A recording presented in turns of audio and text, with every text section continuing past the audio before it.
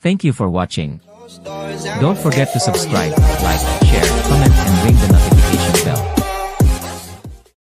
Si dating gobernador ng Ilocos Sur na si Luis Chavit Singson ay magbibigay ng P100,000 na cash reward sa mga traffic enforcers ng Metropolitan Manila Development Authority MMDA na humarang kamakailan sa kanyang dalawang sasakyan para sa paggamit ng EDSA bus lane.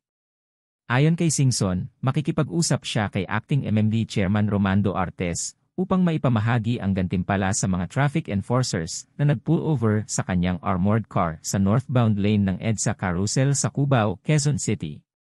Binabati ko ang mga enforcer ng MMDA na humarang sa aking convoy. Hindi ako galit. Pati sila ay bibigyan ko ng cash incentive, sabi ni Singson.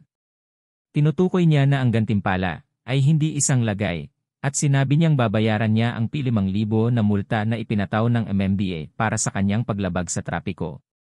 Ang mga traffic enforcers ng MMDA ay bahagi ng Special Operations Group Strike Force ng ahensya na pinamumunuan ni Gabriel Go.